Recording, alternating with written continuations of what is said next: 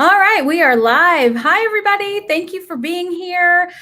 We will get our conversation started in just a few minutes. I try to schedule the sessions at 12:05 to give everybody time if you're grabbing your lunch. If you're at least Eastern time, it's lunchtime. So we've got our guest, David, and I will introduce him to everybody in just a minute. But I want to let everyone know we are here and we are getting ready to have our conversation. So hopefully you guys are ready to join us, and we'll get started in about 3 or 4 minutes. So take your time. You don't have to rush. Just get settled in, and we will get started as soon as we can. And if you guys, when you join in, if you could share a comment to let us know you're out there, that's great. We love seeing your feedback and comments during the conversation. It lets us know that you're there and that you're engaging with us. And if this is your first LinkedIn Live session with me or with anyone, I want to just share with you that when you do make comments, we can see them. We cannot respond to them in the chat. There's some sort of connectivity challenge between StreamYard, which is the streaming service, and LinkedIn Live, that the comments come in, but we cannot respond to them in the chat. So whenever you do comment, I will share the comments with everyone, and we will try to answer them verbally if possible. If you are joining us from YouTube Live, we will be able to see your comments and we can respond to them in the chat, but I still like to kind of bring them forward during the conversation. So the more engaged you are, the better the conversation tends to be. So please feel free to share your comments with us throughout the conversation. Let's see, any other? I think that's all the housekeeping we have. So it's a little after 12. I am going to get us kicked off. So welcome, David. Thank you for being here today. For everyone who's joining us, I'm so excited to welcome David Schwartz to our roundtable conversation. He is the head of corporate communications for Daily Pay.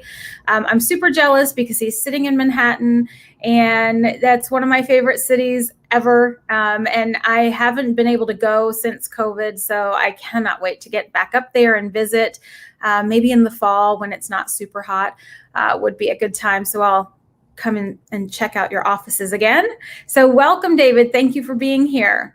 Thanks so much for having me. It's really a pleasure and honor to be here to really have a very relevant discussion of a topic that everyone is talking about, really almost topic A of everyone's mind. So great to be here. It really is. Yeah. And, you know, when you think about my audience is primarily folks within the human resources and the people space, but we also have people who are people leaders, folks who are CEOs and COOs leading organizations. So there really isn't anyone within an organization who's not impacted by communications. And it's probably the number one issue that most organizations struggle with is how do we provide robust, meaningful, consistent communication to our employees? How do we know what resonates with them? How do we connect with them? Especially in organizations that don't have everyone sitting behind a computer or a desk, right? If you're in a manufacturing environment, if you're in a hospital environment where a lot of the workers aren't sitting there, they're moving around or they're engaging with your end users, and finding creative ways to connect with those people is really important, right? Everybody wants to feel like they're a part of something. And when we think about what we just went through with COVID, I can only imagine the challenges that you and your teams were facing when it comes to communicating with employees. And that's kind of the lens of and the slant of the conversation for today is as we start moving into this post-pandemic world, how do we stay connected?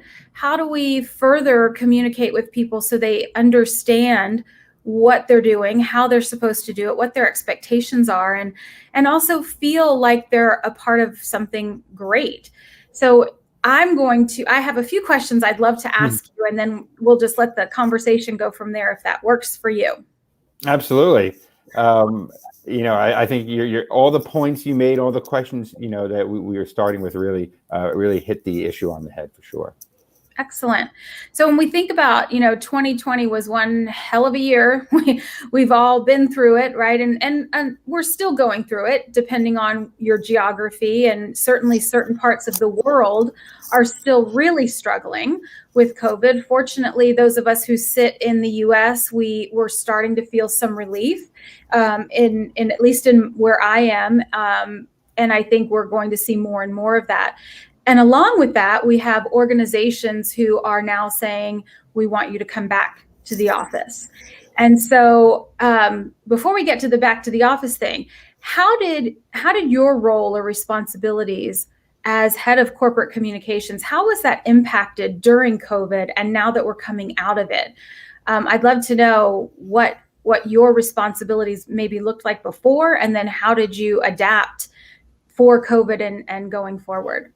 Sure. To start off with, I'd like to start off with a quote from Winston Churchill. And he said, a big difference between management and leadership is communication, right? It's all about communication. So true. And so for any communications professional during COVID, you really had to really change your game and really focus internally on transparency, honesty. Right. I think what employees want to know is the truth, right? What is going on with our organization? How are we going to handle this crisis? What is my role in this situation? And, we've talked about, everyone handles, a crisis differently, right? And this was certainly traumatic on everyone. So the sensitivities that you had to have, and that goes for the communications team working in tandem with your HR team in creating a communication plan that really relates and connects to everyone. And so the first thing you need to do is have a plan, have a detailed plan of attack. We worked hand in hand with our HR, our people operations team in creating the narrative that again, talked about transparency and honesty and where, as a company, how we are seeing the situation and how everyone can relate to that situation. Again, because you want everyone to feel connected, and you also want to feel protected as well in these types of situations. Right.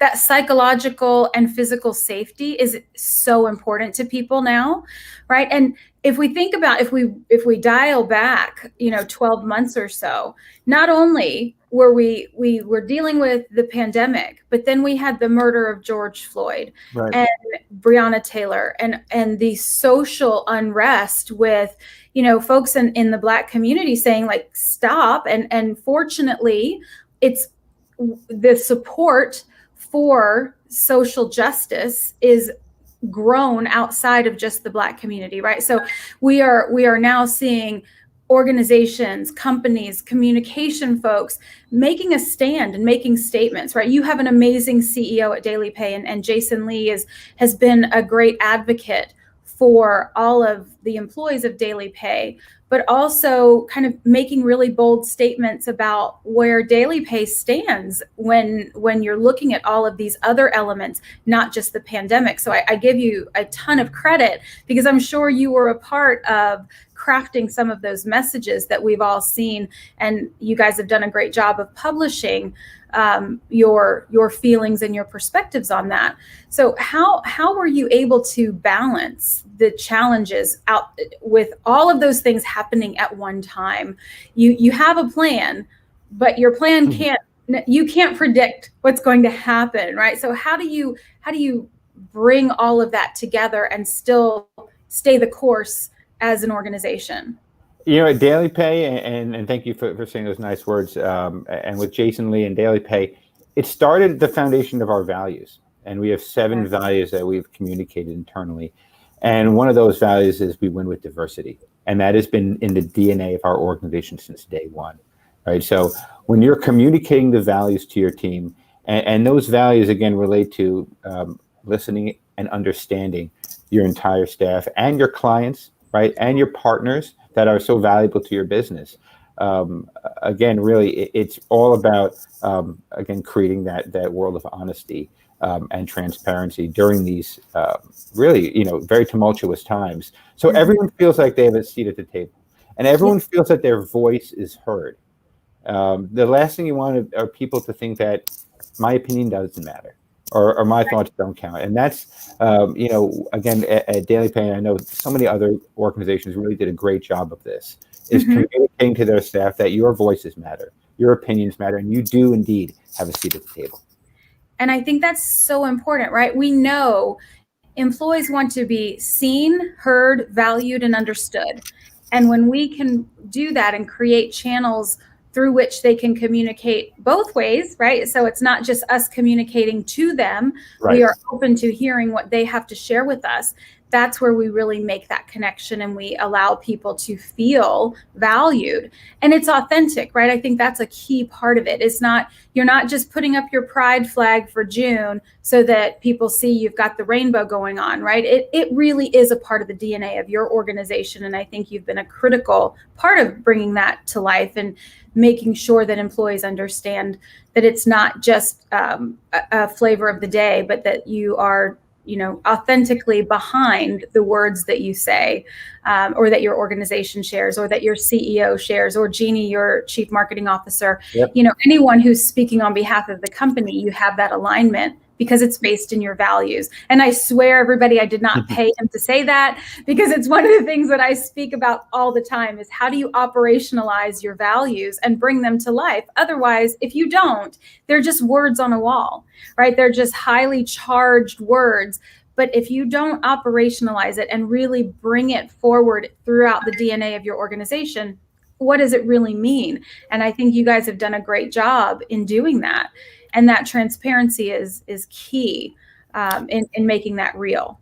Well, let's remember, communication is a two-way street, right? So you want to get input from everyone on the team. You want to, again, that's how they feel valued when you're, consistently having that two-way conversation. Like you said, it's not just about like posting, okay, here's the update.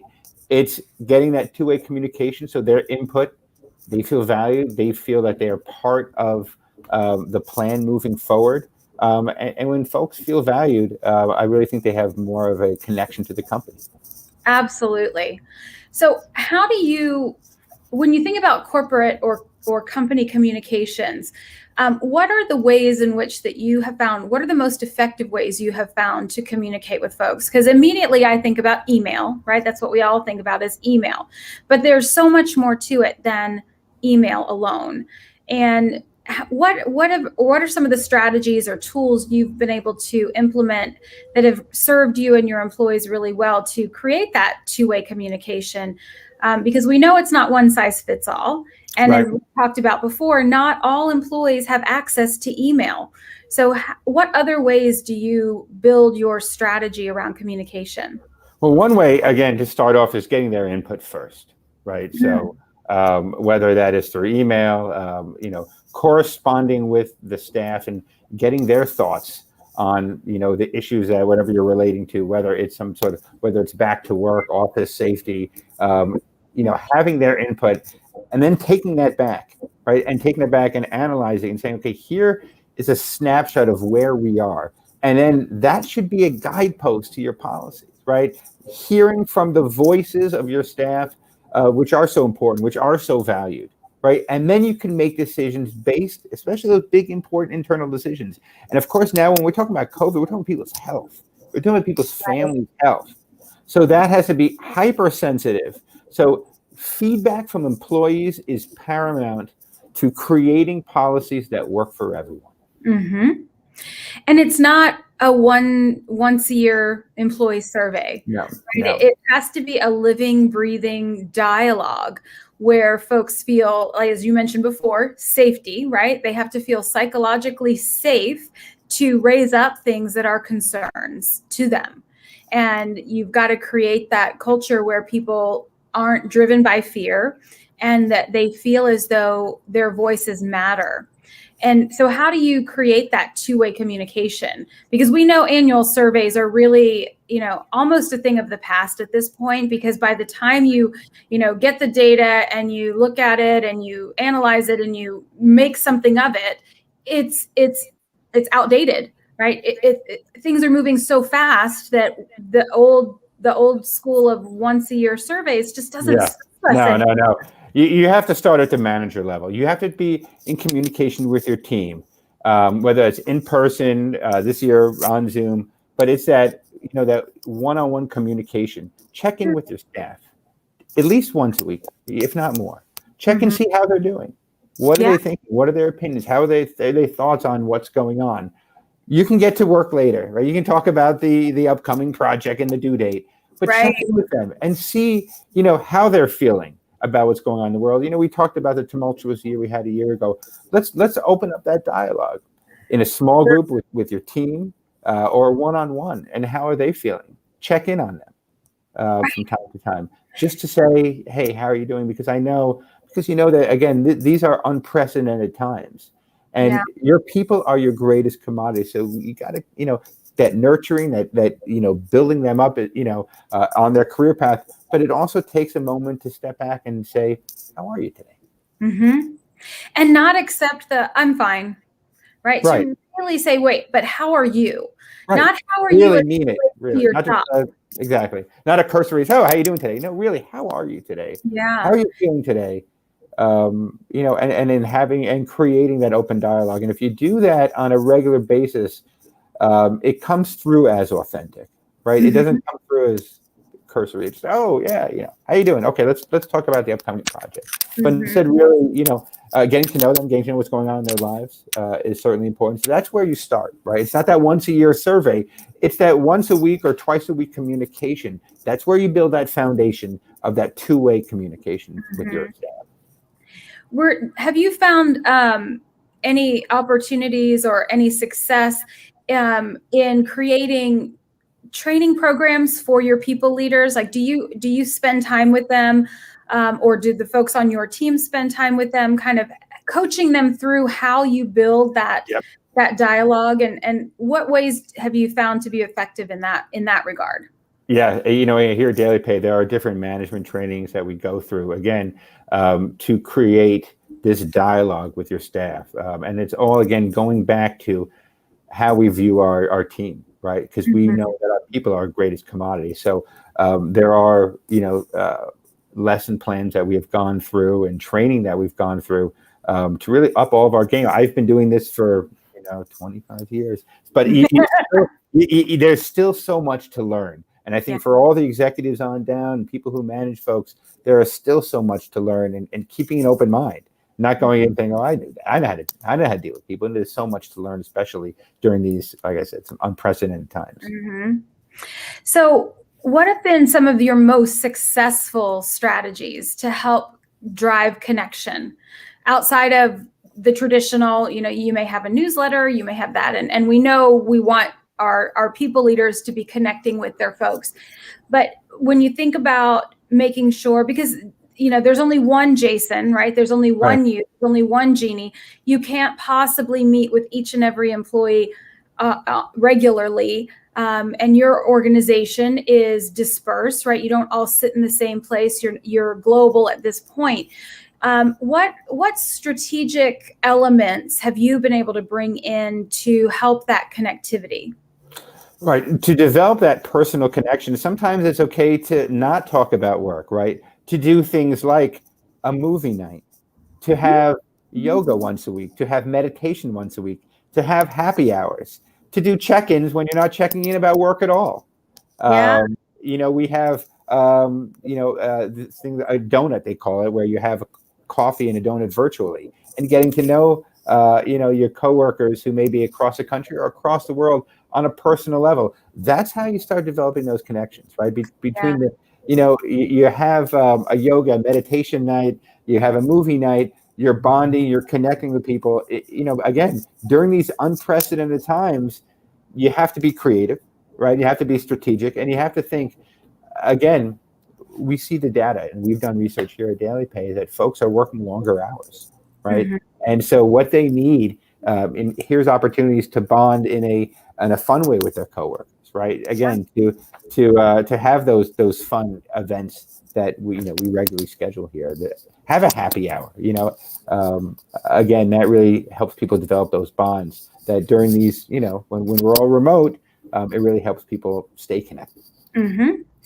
And speaking of remote, I'm seeing a lot of organizations now making statements about employees coming back into the office, right? And we don't want to say back to work because many folks have been working all along. And then a lot of folks who were either impacted with furloughs or layoffs, there's a lot of open positions now. So, a lot of people who were not working are literally back to work. And then a lot of folks who worked through the entire pandemic they're fatigued, they're stressed, their anxiety levels are off the charts. And now we have some CEOs who are mandating that employees come back to the office, right? There's hard deadlines by July 1st. 30% of our workers must be, in the office at least 3 days a week or what have you. I mean, it varies, right? What are you seeing from that perspective? And I'd love to know your thoughts on kind of, is it going to benefit companies to make those mandates, or what are you thinking? Well, a recent USA Today Harris poll study said 40% of Americans want to work from home full time. And also in that study, 31% said one of the reasons is that they're literally afraid to be in a room in a big office with their coworkers. 27% said that they're afraid to commute to work. So that you have to be sensitive to people's, again, going through the trauma of the last 15, 16 months. A lot of people are not ready to go back to the normal. So that's where, creating a hybrid system that we have, that we'll be instituting here at Daily Pay, but again, it's that transparency and that honesty and people being able to speak out to their supervisor saying, I'm not ready to go back yet, or I'm not ready to go back 5 days a week, or maybe I need flexible hours. So this is a time to be flexible. This is a time to listen. This is a time to be transparent on your company policies. On the flip side, there is something to be said about mentorship. And there is something to be said about being in the office, especially for younger employees, and learning the job, seeing the job, experiencing the job. So there, again, there's not one size fits all, right? And I think for some people, hey, they feel much more safer and comfortable, at least for now, or maybe going forward, working from home or maybe some sort of hybrid. But some people want to get back to work, right? Some people want to be back in the office, and that's where you really have to communicate with your staff, be honest with your staff, and transparent with your staff. Mm-hmm. And I think it's, you hit on something, right? It's flexibility. It's moving away from the traditional command and control where, the boss says, this is what I expect, and everybody marches to whatever that order might be. Is we don't have to be that, right? And I know from an HR perspective and an HR lens, we always think about what we do for one, we have to do for all, and we have to be sensitive to potential litigation, and all of that is real, right? You do have to be aware of that. But we don't necessarily have to have the one size fits all. There are some jobs that require you to be on site. If you work in manufacturing, you likely can't manufacture the product from your home. That's probably not something that is even feasible. If you are a healthcare worker, you likely can't treat a patient from your home unless you're doing telemedicine. But we all know the first line workers who have been working throughout the pandemic, those people didn't have options to work from home. And so we have to understand that. But what we also have to understand is that for the millions of people who were sent home to work during the pandemic, now have a different expectation of what work looks like. And they know it can be different. And so for CEOs to make these bold statements that they want all of their people back in the office by X date, it makes me wonder, right? My first question is, what's driving that? And is there a lack of trust? Is it that it was okay when the pandemic demanded that people work from home because that was the only way to keep the doors open? But now that we don't have to do that, they want things to go back because it's what's comfortable for them. And that's, a true leader steps outside of what's most comfortable for them. We talk about quotes. I have a quote, it's on my wall right next to me, and it's Dr. Brene Brown. And it's, you can choose courage or you can choose comfort, but you cannot have both. And I think our CEOs and our leaders need to understand that. And now is the time for them to step into their courage and trust their employees to do the meaningful, necessary work that keeps the business moving, but trust them to continue doing what they've been doing for the past 15 months from home, right? And it's a whole new way of approaching leadership for some people, right? It's moving away from managing activity to managing results and managing expectations. And I think the managing expectations piece is where communication is so critical, right? We have to communicate to people what we expect from them, when we expect it, and how, so that they can do the work they need to do, regardless of their geography. And that's where I think we will see a big gap in leadership going forward, is the people who are able to understand and get that, and the people who are not, and who's going to be left behind, right? When we think about the great migration that's happening, I don't know if you've seen this or not, but there's estimates of anywhere from 40 to 60% of workers are looking to leave their current employers as a result of this, the pandemic, and these expectations of returning back to the office.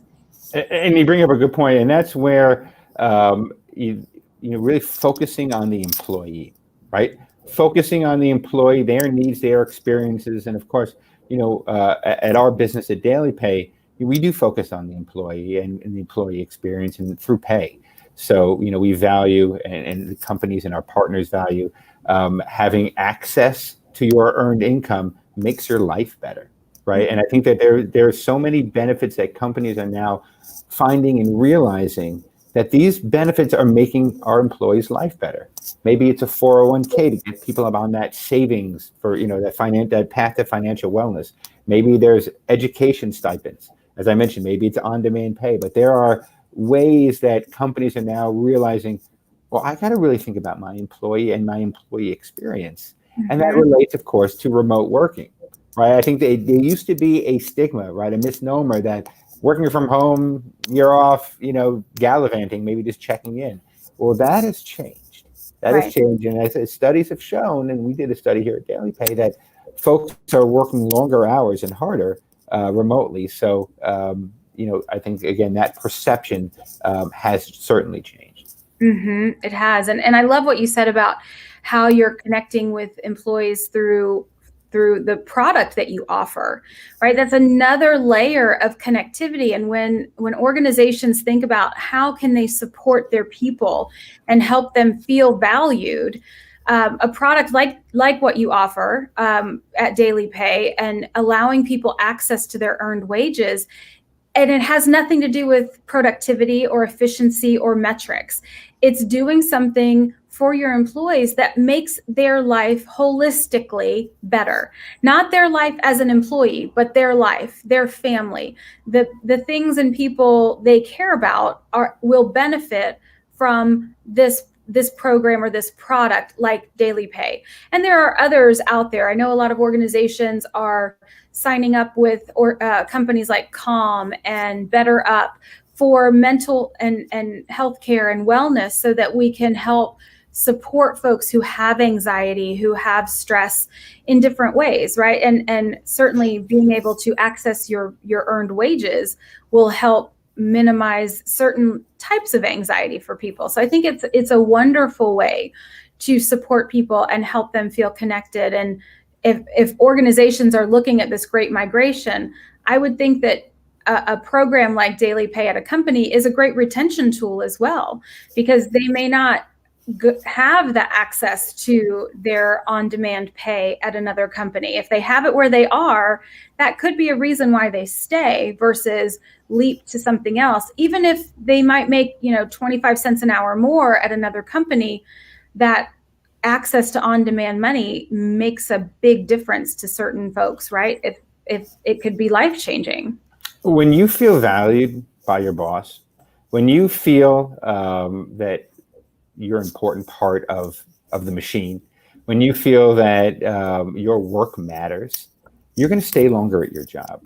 When you feel that your employer is there to support you, and knows that you've got bills to pay, you should be able to have the money that you've earned, because it's your money at any point that you've earned it, right? And having that freedom and flexibility is a sign from your employer that you matter, that you value, that you're valued. And so those types of benefits, our research shows people stay up to 72% longer in some industries. That's Wow. just with daily pay. But if you're talking about, other benefits as well, again, and that communication, because you're right, the stats show, they call it the Great Resignation. Upwards of 40% of people are looking to leave their job. Maybe because they don't feel valued. Maybe because they don't have that connection to their employer. That a few easy steps really can. I certainly think that can really take care of that situation and help And making better. 40% is huge. And Yeah. we think about 40% of people moving on. That's 40% of knowledge. That's 40% of client relationships. That's 40% of so many other things that we don't always think about when we think about people leaving, right? And when you have one or two people leaving here and there, you can always explain it away, right? Oh, well, they wanted to grow their career in a different way, or their family was moving. There's always a way to explain someone leaving. But in aggregate, when you look at 40% of your workforce leaving, how many of your customers are leaving as well? Right? When you think about certain industries, I think about, the person who does my hair. If she were to leave, I would follow her wherever she went. And certain industries, you're following the person, not necessarily the company. And so we've got to pay really close attention to that, because it's going to be a huge shift. And the companies who are able to retain their top talent are going to step forward. They're going to become leaders, if they're not already, in certain industries and certain areas, because they've been able to have that stability. Because imagine diluting your employee base with 40% all new hires, right? The not only the cost, but the onboarding. It's crazy. And just the know-how of the job. You're at a job longer, you're better at your job. You know how to get things done. You're when you're a consumer-facing position, you know the customers. You recognize them. You give them that personal touch. When you maybe walk into a store or a restaurant, and there's that smiling face that you're used to seeing that gives your kid a lollipop, or asks you how the Yankees did last night. Those things matter to people, and they matter to businesses, and you will be more loyal to a business that has that.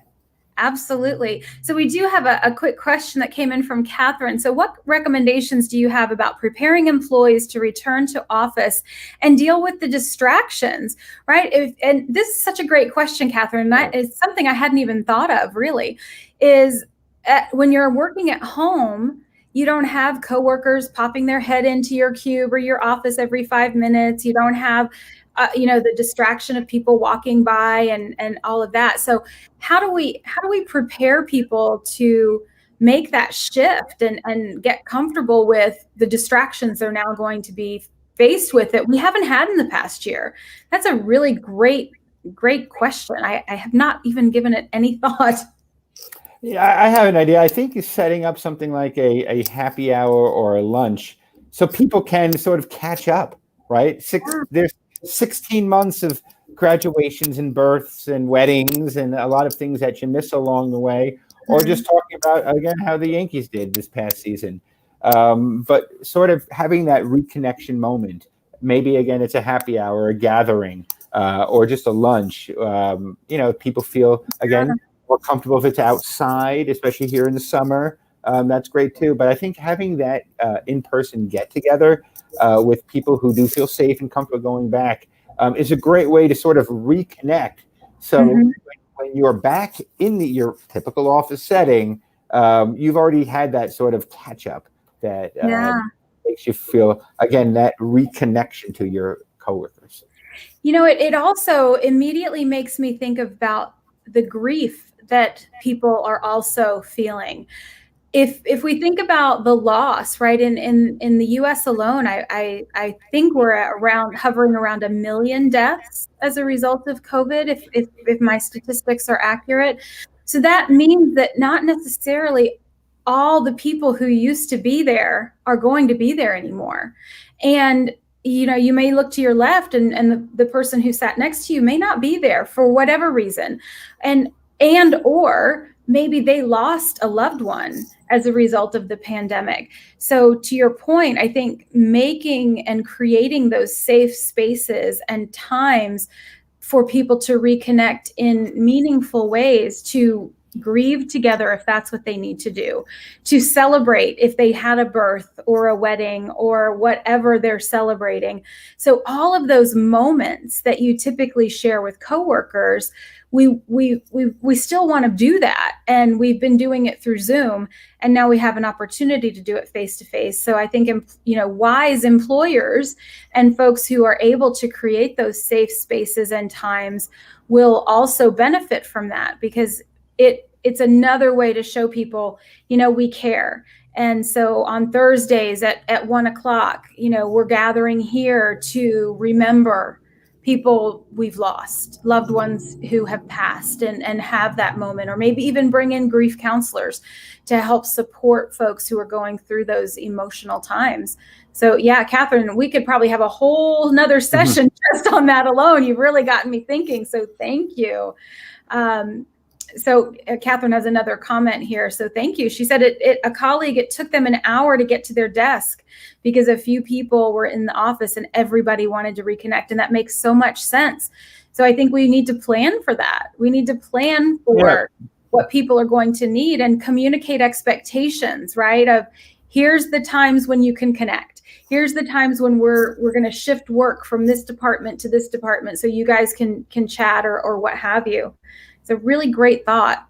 Yeah, as a manager, you can set up a small, not saying the entire company, but like a small happy hour for your team, a small lunch for your team. Those are the opportunities. Again, in that small, comfortable, safe group, you can, really share those experiences over the past year or so.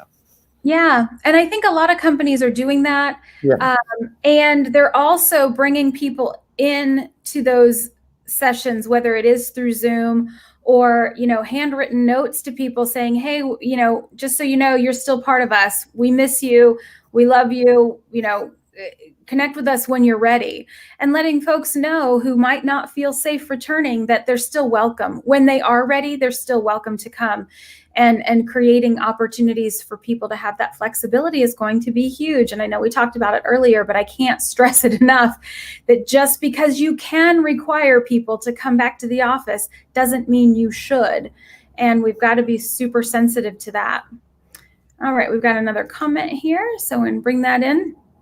Yeah, so I get that. Exactly what we were just talking about. Right. Leaders need to be sensitive that people need time to reconnect on their terms. So if you're somebody who's creating work schedules, maybe you need to think about the work volume and diluting those work hours a little bit more than you did before. So someone may not be sitting at their desk from the dot of 9 to the dot of 5. And they're expected to answer, 20 calls an hour. You may need to reduce that metric for a while to give people time to kind of reacclimate to this whole scenario and get comfortable with where they are and who they're next to, and give them space for those conversations. So really great thoughts, guys. Thank you for sharing that with us. Yeah, I mean, just think about sometimes when somebody back in the before times, when they'd come back from a honeymoon or a vacation, or even if they were out sick, they had surgery, and they came back, how was the reaction? Hey, how are you doing? There's the catch up. Well, imagine that magnified by the entire office. Right. So there has to be some time allotted for that catch up. And it's not just 2 weeks, it's a year and 4 months. So again, people need that time to reconnect. We do. We all do, for sure. Awesome. This has been such a great conversation, David. I thank you so much for giving me and all of us time to have this dialogue, and I definitely will be inviting you back. It's such a great conversation. And I just, I love these sessions because the conversations are so organic, and you never know which way they're going to go, and the different nuggets that we get and the different thoughts that we now, my brain is like, oh my gosh, I didn't even think about what Catherine brought up. So now I'm thinking, okay, well, there's another session coming along just from that. So I want to thank you for being here. Thank you for sharing, your stories, your information, all the great things that Daily Pay is doing for employees, not only within your organization, but with the clients you support, and how you're helping companies connect to their employees is so meaningful. And as a former user of your product in my organization, I can't endorse you guys enough. And I don't really put my name behind a lot of product because I find it disingenuous. But if anybody follows me, they know I'm a huge fan of Daily Pay and an advocate for what you guys are doing, because you really are transforming lives and helping employers connect with people in so many different ways that we don't even think about. So I thank you for being here. We're not going to go to 1 o'clock today, which is fine. And anyone who didn't have a chance to catch us live, don't worry, I download the video and then I upload it to my website, and I will share the link so that anybody who may want to watch after the session has the ability to do so. So thank you, David. I am so grateful for you. And I can't wait till you make your next visit to Tampa so we can go to Burns together. Looking forward to it. Thank you so much for having me. All right, everybody. All the best. Thank you so much. Okay, bye-bye.